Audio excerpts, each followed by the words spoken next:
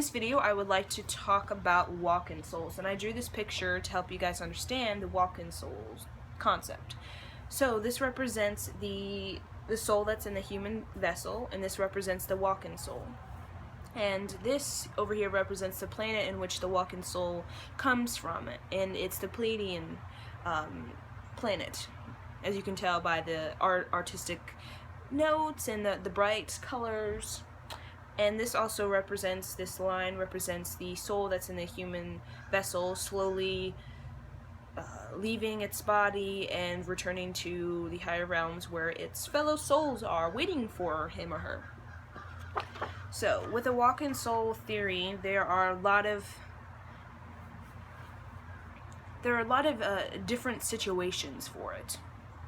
There's no really cut and dry, cookie cutter sort of way the walk-in soul can happen. But I'm just going to discuss about the walk-in soul situation my guide showed me. Okay, so a lot of times with walk-in souls, and particularly this situation where there was a walk-in soul that came from the Pleiadian planet, a lot of times, and what my guides have shown me, is that there is Earth. Earth is a third-dimensional, planet, but also there is other third-dimensional planets as well. Except these third-dimensional planets are easier to it's easier to really be in that sort of plane. I don't know how to explain it really, but a lot of times there are souls who live on these other 3D planets, these third-dimensional worlds, and they basically wait there. It's like a step down, because this planet, this 3D world we live in right now, Earth, is a very, very dense. And in order to really to be able to handle the planet, sometimes souls have to go through these step downs. It's like a step down.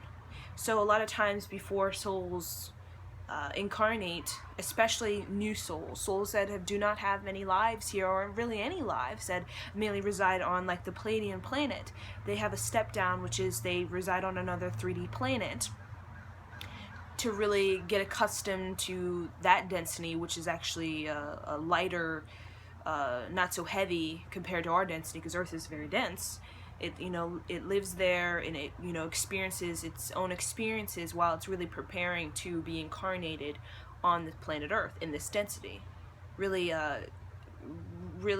getting used to the denseness of the energy while they're on that 3D planet. And there's a lot of these I guess preparation of 3D planets that a lot of people go to before they incarnate, purely because they want to, especially new souls, they don't just want to be plopped from a 7-dimensional planet and just plop down to this dense plane. They'll be like shaken up. It will be intensely overwhelming. That it can possibly be more of a damaging experience than an experience, an enlightening experience. If you're not fully prepared for anything, it could cause more harm than it could do more good. It will be very hard for beings to really pursue their mission if they're unprepared. It's like running a marathon. If you haven't prepared at all to run that marathon, you're going to be rudely awakened when you run a 10K marathon and you're like, you haven't even run a mile in your life. You're going to experience a rude awakening, and it's going to overwhelm you, and most likely you're going to sort of give up on doing that, on pursuing that. So the same thing with these souls. In order to really pursue their mission, they have to be prepared for it, especially if they are mainly residing on like a 7-dimensional plane of existence. So a lot of times with this situation in particular, with the walk-in soul, a lot of times there could be a human, like a soul that's in a human body that experiences a childhood, a young adulthood, and has, its own particular lessons and experiences that it wants to, have. And once it reaches, okay, well, before that particular soul reaches its sense of completion within itself, the walk-in soul a lot of times is on this, I like to call, step down planet. You know, it was, for example, the soul maybe came from the Pleiadian, the Pleiadian world, and has stepped down through many different dimensions to get to this 3D dimension that's just a step up from Earth, density wise, just a little lighter than Earth, because Earth is extremely dense, like I always say. And now this walk-in soul is just sort of living on there, having its own experiences. At the same time, on this third dimensional world, is observing and following the soul that's in the human vessel. And it could be from childhood, or it could be 6 months prior to the switch, you know? But the more subtle sort of walk-ins are those walk-in souls that have been following this soul, the soul in the human vessel, from basically childhood. Because the reason more subtle when this transition happens, and it's not so of a shocker and like, whoa, I'm totally different, what's going on, is because the walk-in soul is following the soul in the human vessel around since they were a child, that they are sort of their interests and sort of their interests, or it's like almost like they're feeding off of each other's interests. It's like they know of each other. It's a weird, it's like they're meshing together. So their interest is sort of, it's like the interest of the soul in the human vessel. Yes, the soul has their own interests as well. They also are curious about other interests, and this curiosity is due to this walk-in soul that's been following the human, the soul in the human body. So the soul in the human body has been picking up the walk-in soul's interests and likes and mission.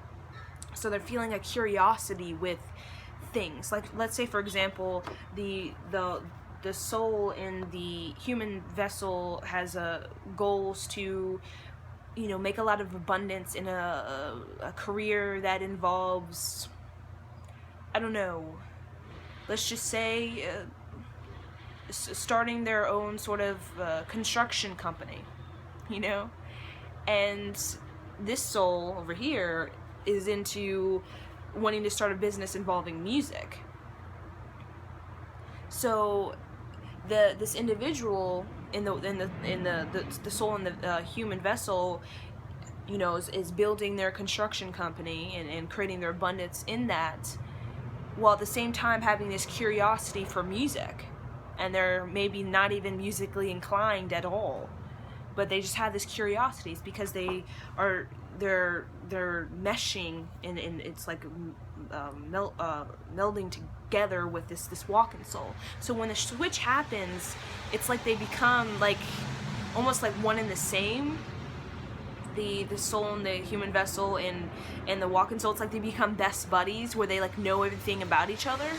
It's like when the switch happens, it feels more subtle. It feels a lot of times people don't even really recognize that they've had like a walk-in soul experience, that they are a totally different person. Because think about it, they've been around, these two souls have been together, energetically together, since the child in the human vessel, you know, the soul in the human vessel was a young boy or a young girl. So when that soul in the human vessel leaves, yeah, there's a feeling of, wow, like, what happened to I'm so different. When the walk-in soul truly integrates itself in the human vessel, there's a feeling of, wow, I'm so different. I don't really have any interest in doing a construction company anymore. I want to start my own music company or something like that. And they're like, oh my gosh, I'm totally not into just money. I'm really into spirituality and having a simple life. You know, let's say the the person in the human vessel was all about elevating themselves and their status, you know, their money, making a lot of money. Maybe they're more into superficial things, having a lot of nice cars and houses and things, while this walking soul is now fully integrated in the human body and is now like, I don't like any of those things. I don't want to just have money. I just want a simple life. I want love. Maybe the soul, the walking soul's one of the main mission is to come together with, you know, their twin flame. So now they have this mission. I need to, you know, find my twin flame. I know he or she is incarnated on this planet at this time. And let's say this you know, the soul in the human vessel didn't really have any sort of desire or mission to find their twin soul. They just basically here to have, yes, a relationship, you know, maybe like a typical relationship, and clear karma with that. You know, maybe the relationship ended, and, you know, just to clear karma with a particular soul, and, you know, of course, start the construction company business or something like that. And once they reach a completion, they're like, okay, I did sort of the things I wanted to do, and I'm ready to ascend into the higher realms. And that's when the walk-in soul truly integrates into the body, the mind, the body, and, you know, goes out and pursues the mission of their own mission. But it's very subtle because they've been best buddies, so it's like like I said, they know each other. So when the switch happens, it feels as though just some interests and likes just go away. It seems like you just one day you wake up and you just feel reborn again, like you've been internally transformed, not like you're a different soul. It's just like you've been transformed, because it's so subtle. It just feels like you've gone through some sort of shift, but really, that this feeling of different, not being really interested in the same friends, you're not really interested in just making money, or, you know, you're not interested in anything the soul that was in the vessel was interested in. You're just not interested in those things. It just seems like you just changed your hobbies, but really it's because you experienced a walk-in soul exchange. But since you've been together with that soul since the soul in the human bodies since their childhood, it's like it doesn't really feel like something mega.